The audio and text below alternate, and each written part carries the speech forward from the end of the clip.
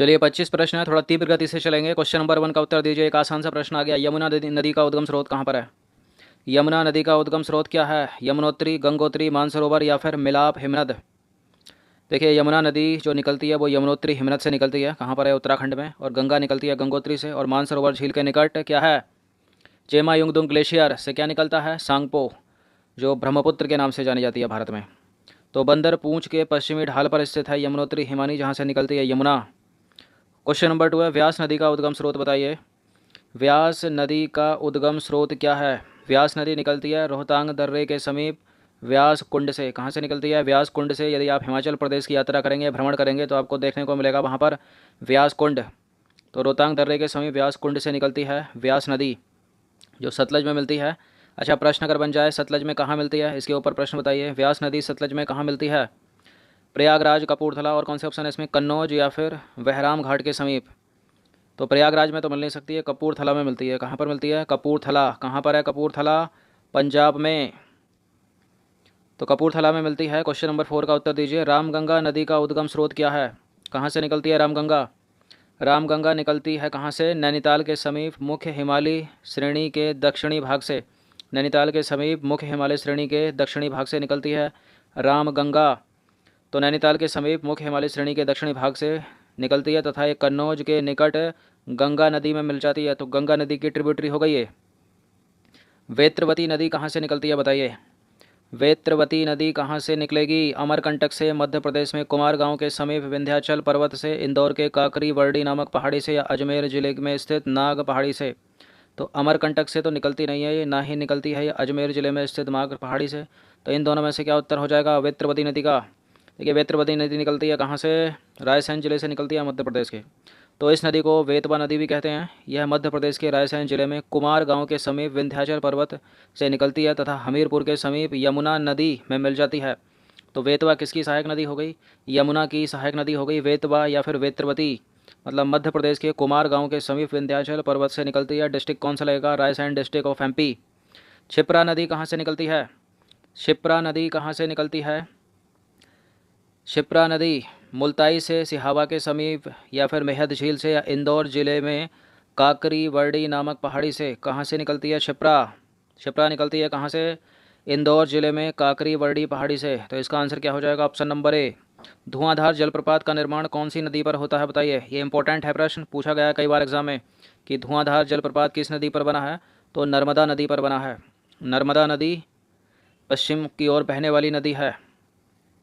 तो धुआंधार जलप्रपात को कपिलधारा जलप्रपात के नाम से भी जाना जाता है।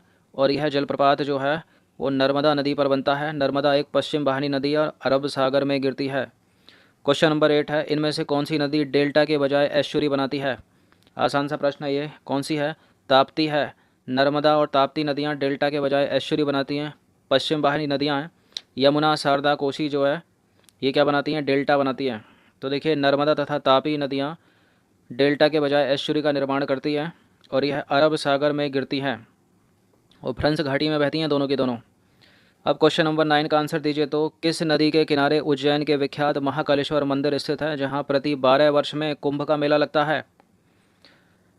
तो यह है क्षिप्रा नदी। कहाँ पर लगता है? क्षिप्रा नदी पर लगता है। और उत्तराखंड में हरिद्वार में लगता है, फिर इलाहाबाद में लगता है। तो क्षिप्रा नदी। अब बताइए, क्षिप्रा नदी का मुहाना कहाँ पर स्थित है? मुहाने का मतलब ये जहाँ मिल गई, जिस नदी में मिल गई वो उसकी ट्रिब्यूटरी हो गई।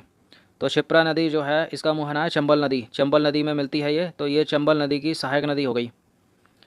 देश के सबसे गहरे खड्डों का निर्माण कौन सी नदी करती है?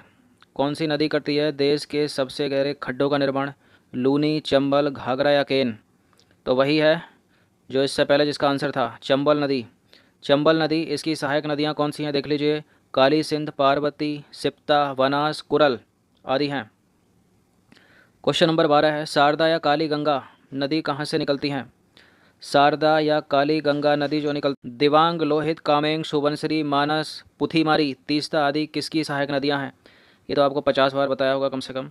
ये ब्रह्मपुत्र की ट्रिब्यूटरी हैं। Brahmaputra, option number B. Question number 14 है, झेलम नदी का उद्गम स्रोत बताइए। झेलम नदी कहाँ से निकलती है? झेलम नदी शेषनाग झील से निकलती है क्या? मेहद झील से निकलती है? गोसाई थान चोटी से निकलती है? मानसरोवर झील से निकलती है? झेलम झेलम झेलम निकलती है कहाँ से? शेषनाग झील से।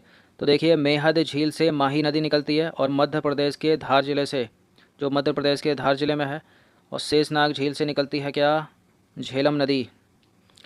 क्वेश्चन नंबर 15 है, भारत की एकमात्र अंतर्वाही नदी कौन सी है? अंतर्वाही नदी कौन सी है? इनमें से कौन सी हो सकती है जो किसी सागर महासागर में नहीं मिलती? लूनी नदी। लूनी नदी जो है वो रेगिस्तान में समा जाती है, समुद्र से नहीं मिल पाती। तो लूनी यह अजमेर ज़िले में स्थित नाग पहाड़ी से निकलती है। क्वेश्चन नंबर 16 है, लूनी के ऊपर यूपी पीसीएस में प्रश्न पूछा जा चुका है, अभी पिछली बारी तो पूछा था। क्वेश्चन नंबर 16 है, कृष्णा नदी कहाँ से निकलती है? कृष्णा नदी निकलती है कहाँ से? देखिए ब्रह्मगिरी की पहाड़ियों से तो कावेरी निकलती है। महाबलेश्वर के समीप पश्चिमी घाट पहाड़ी से निकलती है कौन सी नदी? कृष्णा नदी। तो इसका आंसर हो जाएगा ऑप्शन नंबर सी।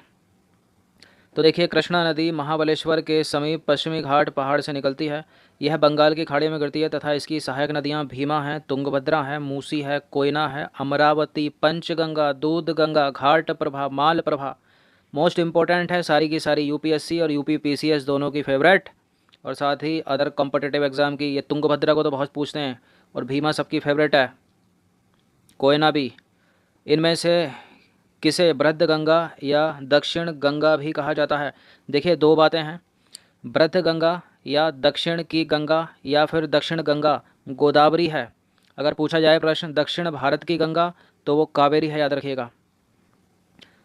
तो देखिए गोदावरी नदी को बृहद गंगा या दक्षिण की गंगा के नाम से जाना जाता है। इसकी प्रमुख सहायक नदियाँ भी मोस्ट इंपॉर्टेंट है, पेन गंगा, इंद्रावती, प्राणहिता, मंजीरा, सबरी, पूर्णा, वेनगंगा और प्रवरा और वर्धा आदि हैं। अब इसी से एक प्रश्न और निकलता है। देखिए छोटी छोटी चीज़ों को एमसीक्यू में तोड़ दिया है मैंने, अच्छे से इसका रिवीजन कर लीजिएगा। इनमें से किसे दक्षिण भारत की गंगा के नाम से जाना जाता है? ऊपर थी बृहद गंगा या दक्षिण की गंगा, नीचे है दक्षिण भारत की गंगा। दक्षिण भारत की गंगा भारत इंडिकेट कर रहा है, कावेरी नदी इसका उत्तर है। क्या हो जाएगा? कावेरी नदी। ब्रह्मगिरी की पहाड़ियों से निकलती है कावेरी, तो कावेरी को दक्षिण भारत की गंगा के नाम से जाना जाता है। शिव समुद्रम जलप्रपात तथा श्रीरंगपत्तनम एवं शिव समुद्रम द्वीपों की उपस्थिति इसका महत्व बढ़ा देती है। अब एक प्रश्न है, कावेरी नदी का उद्गम स्रोत बताइए। अभी तो बता दिया है, कहाँ से निकलती है कावेरी नदी? ब्रह्मगिरी की पहाड़ियों से निकलती है। कर्नाटक के कुर्ग जिले में है ब्रह्मपुत्र की पहाड़ियाँ, कर्नाटक का कुर्ग डिस्ट्रिक्ट है वो। तो कावेरी नदी का उद्गम स्रोत जो है वो कर्नाटक के कुर्ग जिले में स्थित ब्रह्मगिरी पहाड़ियों से होता है तथा इसका मुहाना कहाँ पर है? बे ऑफ बंगाल में, बंगाल की खाड़ी में गिर जाती है ये। क्वेश्चन नंबर 20 की तरफ अग्रसर होते हैं। पेन्नार नदी किसकी सहायक नदी है? पेन्नार नदी की सहायक नदियाँ कौन सी हैं बताइए? पेन्नार नदी की सहायक नदियाँ कौन सी हैं? मगारी तथा हिंद, तेवियार तथा वराह, कुमम तथा वर्षानाड या फिर पापहनी तथा चित्रावती। कौन सी हैं इसमें पेन्नार की सहायक नदियाँ? तो देखिए पेन्नार की सहायक नदियाँ हैं पापहनी तथा चित्रावती। तो इसका आंसर क्या हो जाएगा? इसका आंसर हो जाएगा ऑप्शन नंबर बी। और मगरी तथा हिंद जो हैं वो तुंगभद्रा की सहायक नदियाँ हैं। तेवियार, वराह, कुमम, वर्षानाड यह भी तुंगभद्रा की ही सहायक नदियाँ हैं। क्वेश्चन नंबर 21 है, शालिग्राम किसे कहा जाता है? शालिग्राम किसे कहा जाता है? गंगट में मिलने वाले गोल गोल पत्थरों को, करनाली में मिलने वाले गोल गोल पत्थरों को, रामगंगा में मिलने वाले पत्थरों को या गंगा में मिलने वाले पत्थरों को? शालिग्राम। शालिग्राम किसे कहा जाता है?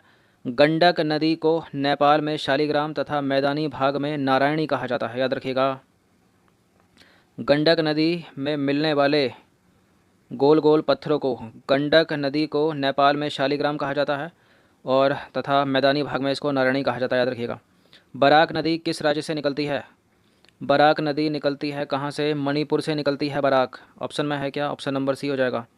तो मणिपुर से निकलती है बराक और यह असम, मणिपुर तथा मिजोरम राज्य में बहते हुए बांग्लादेश में प्रवाहित होती है और मेघना में मिल जाती है, यानी मेघना की सहायक नदी है बराक। अगर प्रश्न पूछा जाए कि बराक ब्रह्मपुत्र की सहायक नदी है तो गलत है स्टेटमेंट, बराक मेघना की सहायक नदी है तो सही है स्टेटमेंट।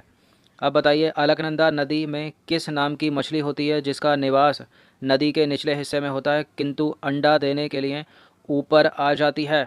कौन सी मछली है वो? रोहू मछली है, कतला मछली है, हिल्सा मछली है या महसीर मछली है?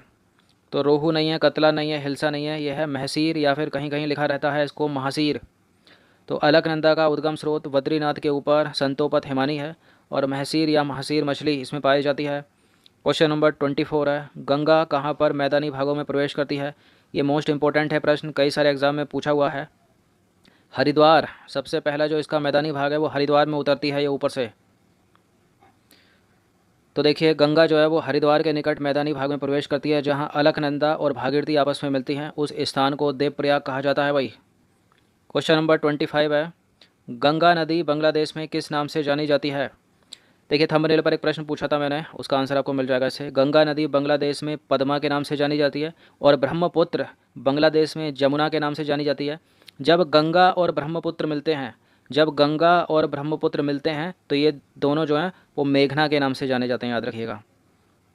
तो देखिए गंगा नदी बांग्लादेश में पद्मा के नाम से जानी जाती है, वे ब्रह्मपुत्र नदी बांग्लादेश में जमुना के नाम से जानी जाती है।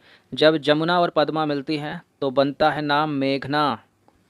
तो 25 प्रश्न थे, इंपॉर्टेंट थे, अच्छे से इसका रिवीजन कर लीजिएगा।